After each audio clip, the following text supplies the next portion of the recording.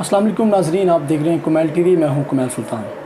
ناظرین، آج ہم کراکروم انٹرنیشنل یونیورسٹی میں موجود ہیں اور میرے ساتھ ڈاکٹر سعید عباس صاحب موجود ہیں۔ سر ایز اے لیکچرر یونیورسٹی میں کام کر رہے ہیں۔ سر بہت بہت شکریہ آپ کے قیمتی وقت کا۔ سر میرا پہلا سوال یہ ہے کہ آپ نے WWF کو بھی لیڈ کیا، IUCN کو بھی لیڈ کیا، تو سر کیسا ایکسپیرینس رہا؟ بسم اللہ الرحمن الرحیم۔ کومیل، سب سے پہلے تو آپ کا شکریہ کہ آپ نے آج موقع دیا کہ آپ کا جو کومیل ٹی وی کے پلیٹ فارم سے میں اپنے ناظرین کے ساتھ لنک ہو جاؤں۔ تو جیسے آپ نے ذکر کیا کہ میں یہاں پہ جو پاکستان کے جو دو بڑے ماحولیاتی جو ادارے ہیں ان کے ساتھ اٹیچ رہا ہوں، جس میں world wide fund for nature, جس کو WWF پاکستان کہا جاتا ہے، تو ان کے ساتھ تقریباً کوئی 6 سال کا عرصہ میں نے ایز اے امپلائی کام کیا۔ اس کے علاوہ 1.5 سال ایز اے کنسلٹنٹ ان کے لیے کام کرتا رہا ہوں۔ تو اور اسی طرح IUCN کے ساتھ 2019 سے لے کے 2021 تک 2 سال کا عرصہ میں نے ان کے ساتھ گزارا ہے۔ تو دونوں اداروں کے ساتھ انتہائی اچھا ایکسپیرینس میرا رہا ان ٹرمز آف لرننگ۔ اس کے علاوہ ان کے جو آبجیکٹیوز ہیں وہ بہت سودنگ ہیں، کیونکہ آپ جانتے ہیں کہ آج کے اس زمانے میں جہاں پہ انسان کو انسان کی جو جان ہے اس کی پرواہ نہیں ہے، تو یہ جو دو اہم ادارے ہیں ماحولیات کے، بہت ہی ایک اچھے کاز پہ کام کر رہے ہیں، جس میں ماحولیات کی بہتری کے لیے، آپ کے جنگلات کو بچانے کے لیے، اس کے علاوہ جتنے فلورا فونا ہیں ان کی کنزرویشن، ان کی پروٹیکشن اور ان کے مینجمنٹ کے اوپر کام کر رہے ہیں۔ نہ صرف مینجمنٹ اور پروٹیکشن پہ، بلکہ ان کے دانشمندانہ استعمال کے اوپر بھی لوگوں کو ایجوکیٹ کر رہے ہیں، کہ تاکہ جو ہمارے ریسورسز ہیں، نیچرل ریسورسز ہیں، ان سے نہ صرف موجودہ جو نسل ہے ان کا فائدہ ہو، بلکہ جو ہماری آنے والی جو نسلیں ہیں وہ بھی اس سے ان جو نیچرل ریسورسز ہیں ان سے استفادہ حاصل کر سکیں۔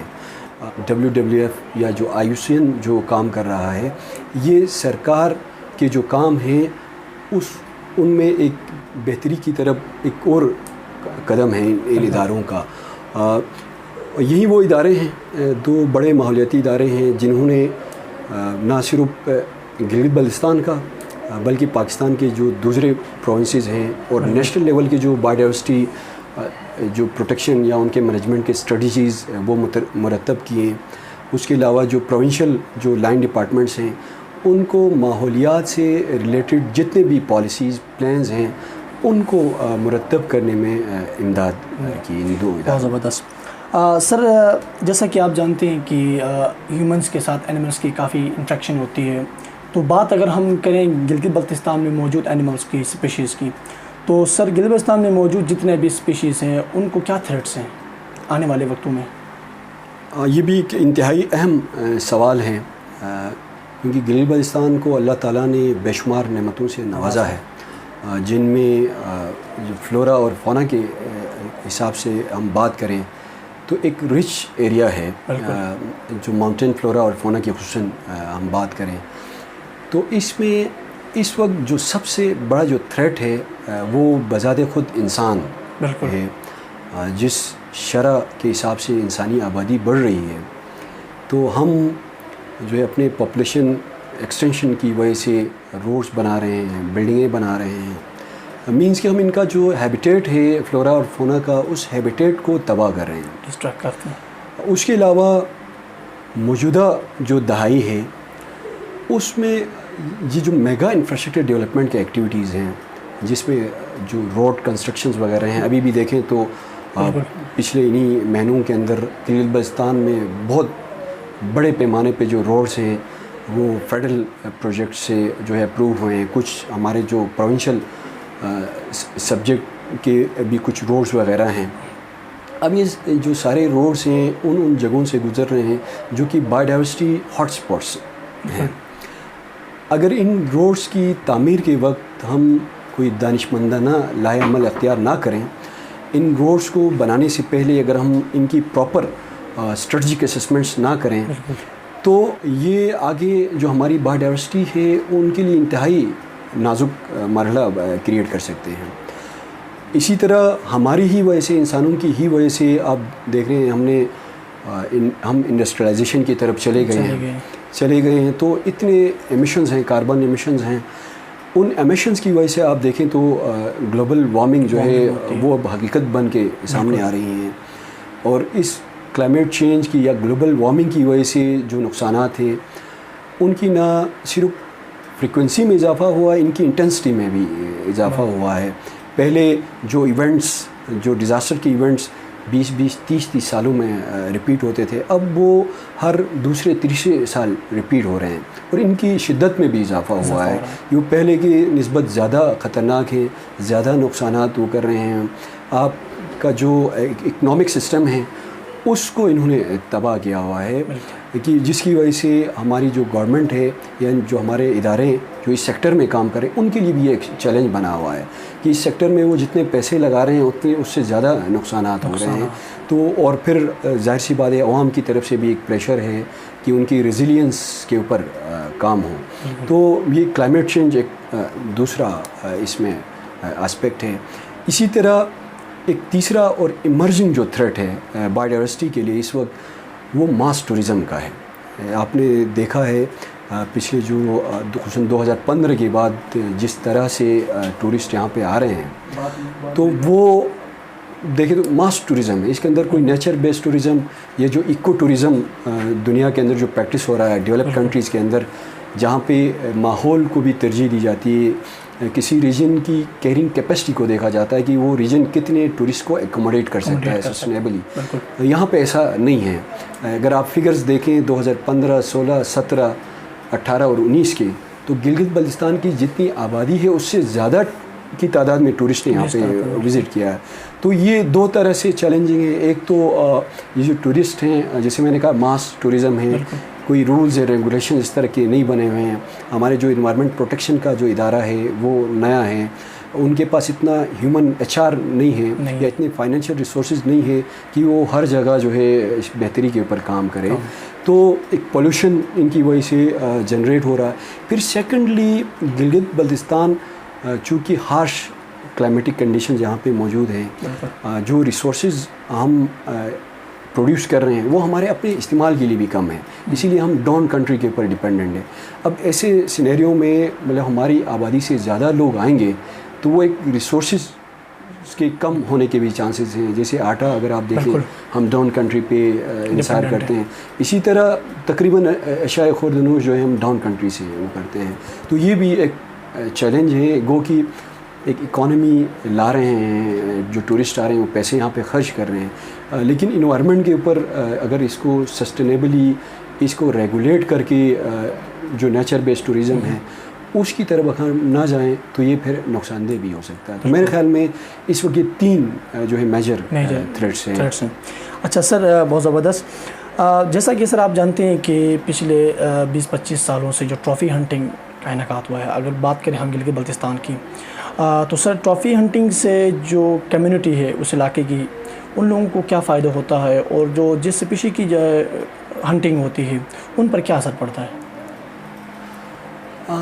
ٹرافی ہنٹنگ کو ایز اے کنزرویشن ٹول جن اداروں کا آپ نے شروع میں ذکر کیا، WWF اور IUCN، انہوں نے یہ پلان بنایا تھا جب یہ اپنے پروگرامز mid-90s میں یہاں پہ GB میں لائے، تو انہوں نے دیکھا کہ یہاں کی جو وائلڈ لائف ہے وہ بالکل ایکسٹنکشن کے دانے پہ ہے.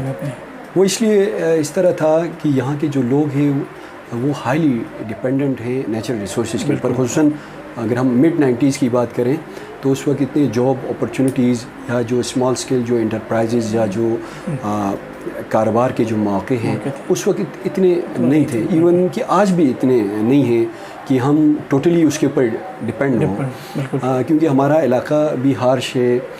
ہمیں فیوڈ ووڈ چاہیے سردی سے اپنے آپ کو بچانے کے لیے، کیونکہ ایریا گیسیفائڈ نہیں ہے جس طرح ہمارے دیگر جو پروونسز ہیں وہ گیسیفائڈ ہیں.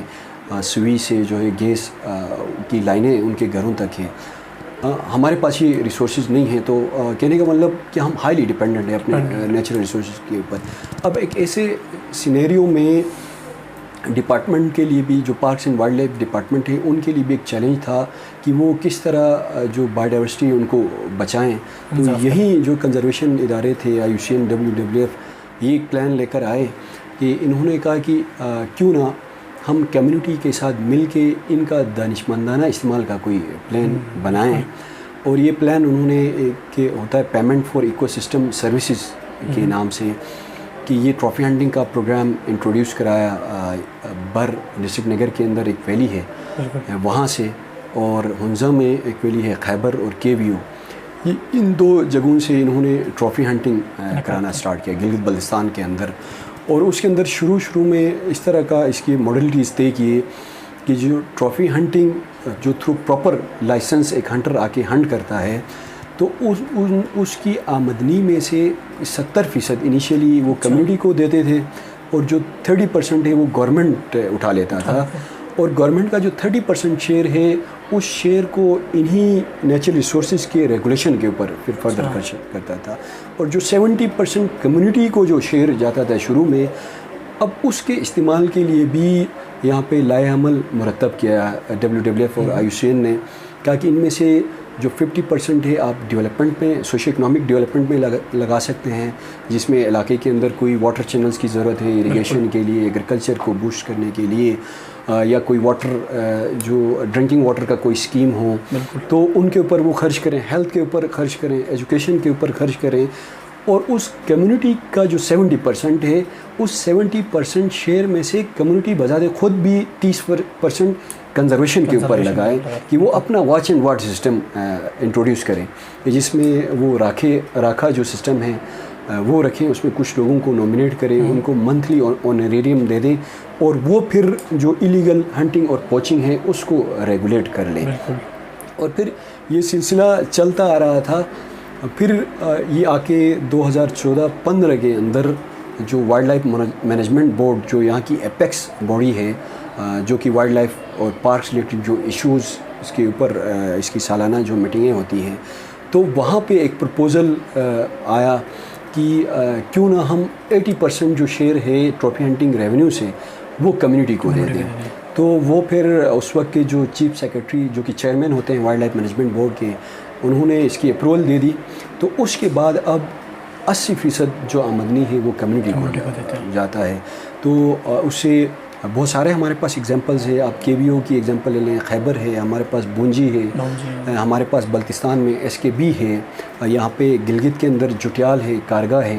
تو یہ ہمارے پاس ان کے سکسیسفل کیس اسٹڈیز موجود ہیں کہ کس طرح یہ اپنے سوشو اکنامکس کو بوسٹ کرنے میں اس آمدنی کو لگا رہے ہیں. اس سے نہ صرف لوگوں کے جو سوشو اکنامک کنڈیشنز ہیں اس میں بہتری آئی ہے, بلکہ وائلڈ لائف کے جو پاپولیشن ہے اس میں بہتری آئی ہے. جب یہ ٹرافی ہنٹنگ سٹارٹ ہوا تھا تو آپ کو ایک آئیبیکس کو سائٹ کرنے کے لیے 3500-4000 میٹر پہ جانا ہوتا تھا, تب جا کے وائلڈ لائف کہیں پہ نظر آتے تھے. آپ آج اگر KK سے گزریں خنجراب کی طرف, آپ کو روڈ سائڈ پہ جو ہے بالکل لوگوں کے کھیتوں میں آپ کو آئیبیکس نظر آئیں گے. اسی طرح بونجی میں جائیں, بالکل بونجی کا جو نیچے جو ولیج ہے, ویلی ہے, وہاں سے آپ کو مارخور نظر آ رہے ہیں. آپ استور کی طرف جائیں, یہاں پہ ڈویاں دشکن مشکن کا جو ایریا ہے, بالکل روڈ ایون مطلب روڈ سے نیچے جو ہے آپ کو وائلڈ لائف یہ مارخور آپ کو نظر آئیں گے. تو مینس کی ٹرافی ہنٹنگ کو اگر ایک پراپر انداز میں کمیونٹی کی مدد سے ریگولیٹ کر کے اس کو چلایا جائے تو اس کے جو فائدے ہیں وہ کمیونٹیز کے لیے بھی ہیں اور بذات خود وائلڈ لائف کے لیے بھی ہیں. لیکن شرط ہے کہ یہ جو ریگولیٹری میکنزم ہے اور مانیٹرنگ کا جو نظام ہے یہ ایک روبسٹ مانیٹرنگ کا میکنزم ہو, جس میں گورنمنٹ جو انوائرمنٹل آرگنائزیشنز ہیں, پرائیویٹ سیکٹر ہے, اس کے ساتھ مل کے فرام ٹائم ٹو ٹائم اس کو ریویو بھی کرتا رہے کہ کہیں ایسا نہ ہو کہ یہ کہیں پہ سسٹم کولیپس ہو, اس کے چلانے کے اندر جو انتظامی امور ہے اس میں کوتاہی کہیں نہ ہو. تو یہ ریگولیٹری میکنزم, مانیٹرنگ کا میکنزم اس میں لازمی ہے. سر میرا آخری سوال یہ ہے کہ ہم کون سے ایسے طریقے اپنا سکتے ہیں جس سے ہم اپنی بایو ڈائیورسٹی کو کنزرو کر سکتے ہیں؟ بالکل, جیسے آپ نے پہلا جو سوال پوچھا تھا جس میں تھریٹس کی ہم نے بات کی تھی، تو اس میں جو میجر تھریٹس میں نے آپ کو بتائے تھے، ایک تو جو میگا انفراسٹرکچرل ڈیولپمنٹ ہے، ان پلانڈ جو میگا انفراسٹرکچرل ڈیولپمنٹ ہے، اس کو کوپ کرنے کے لیے ہم اس طرح کے جتنے بھی بڑے پروگرامز ہیں، روڈ کے ہوں، چاہے وہ انرجی کے ہوں، چاہے وہ ٹورزم ریلیٹڈ انفراسٹرکچر ہو، تو وہاں پہ ہم ان کی اسٹریٹجک انوائرمنٹل اور سوشل اسسمنٹس کرائیں.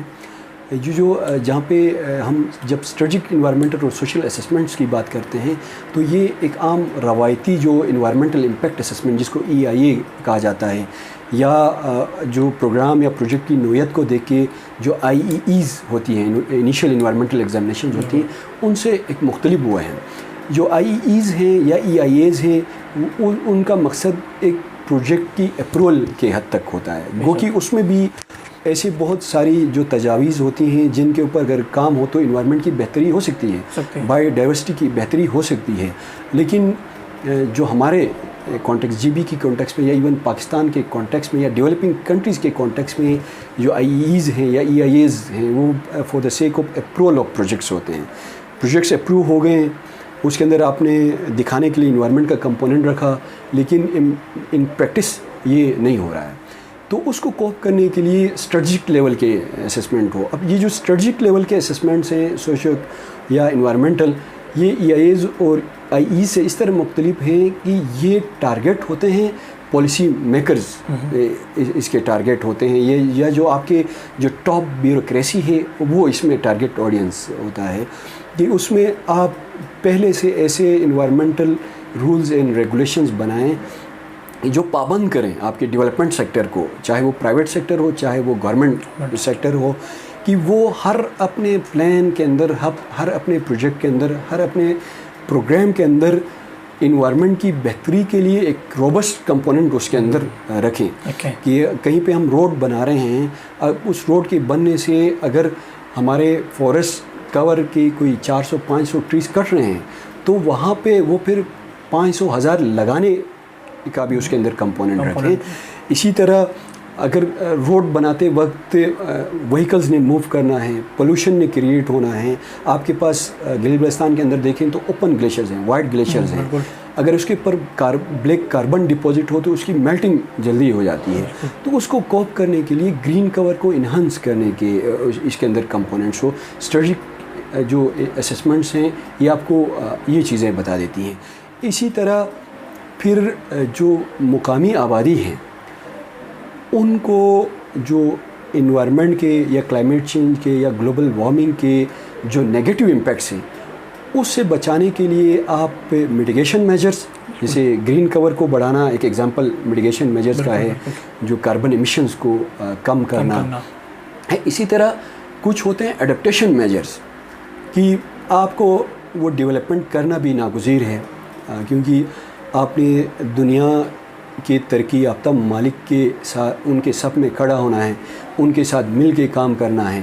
تو آپ ترقی کو بھی نظر انداز نہیں کر سکتے. آپ نے روڈز بھی بنانے ہیں، آپ نے جو انرجی کے پروجیکٹس ہیں وہ بھی بنانے ہیں، آپ نے ٹورزم کو بھی پروموٹ کرنا ہے. تو لیکن پھر آپ ساتھ ہی ساتھ جو لوگوں کی ایڈیپٹیو کیپیسٹی ہے، یا بذات خود جو وہ ڈپارٹمنٹ جو کہ ایکٹرز ہیں، جو کہ سیکٹر میں کام کر رہے ہیں، جو آپ کی گورنمنٹ کے ہوں یا پرائیویٹ سیکٹر ہو، تو ان کی بھی استعداد کاری کریں، ان کی بھی کیپیسٹیز کو انہانس کریں، کہ ان کی ایڈیپٹیو کیپیسٹی جو ہے وہ انہانس ہو، کہ ان فیوچر اگر کوئی اس طرح کا نگیٹو امپیکٹ ہوتا ہے تو اس امپیکٹ کے ساتھ لڑنے کا ہنر، وہ لڑنے کی صلاحیت موجود ہو ان کمیونٹیز کے اندر. تو یہ میڈیکیشن اور ایڈپٹیشن جو میجرز ہیں یہ لازمی ہیں. اسی طرح ٹورزم سیکٹر کے اندر، اسی طرح جو کلائمیٹ چینج ہے، اس سال آپ نے دیکھا کہ جو پچھلے جو ہماری سینٹرل گورنمنٹ ہے انہوں نے پچھلے 8-10 سالوں کے اندر ایک انوائرمنٹ سیکٹر میں ایک بہترین جو کام کیا، اسی کے سلے میں UN کے پلیٹ فارم سے پاکستان کو ورلڈ انوائرمنٹ ڈے منانے کی میزبانی ملی. یہ ایک مطلب اعزاز کی بات ہے پاکستان کے لیے. تو ان کو ہم صرف ایونٹس کی حد تک نہ رکھیں، بلکہ اس کو ان پریکٹس جو ہے پاکستانی قوم جو ہے وہ اس کو لاگو کریں. اور عموماً یہاں پہ ہماری ایک خرابی یہ ہے کہ ہم اپنے آس پاس کے انوائرمنٹ کو دیکھتے ہیں، کہ کہتے ہیں کہ فلاں بندہ جو ہے اس کی پروٹیکشن کے اوپر کام نہیں کر رہا ہے، صرف میرے کام کرنے سے کیا ہوگا. ایسا نہیں ہے. ہر ایک اپنی بساط کے اعتبار سے ہر ایک اپنے آپ کو جوابدہ رکھتے ہوئے اس سیکٹر میں کام کریں تو یہ قطرہ قطرہ جو ہے دریا کا مثال ہے کہ وہ ایک وقت ایسا آئے گا کہ ہم جو ہے ایک اچھے توانا معاشرے میں رہ سکیں گے اور جو ایک اچھے ماحول جو ہے ہماری نسلوں کو میسر ہو سکے گا. چلے سر، بہت مہربانی آپ کی، آپ نے اپنا قیمتی وقت ہمیں دیا، بہت اچھا لگا آپ سے بات کر کے. ناظرین یہاں پر وقت ختم، انشاءاللہ اگلے پروگرام میں پھر سے ایک نئے مہمان کے ساتھ حاضر ہوں گے. تب تک کے لیے مجھے دیجیے اجازت. اللہ حافظ.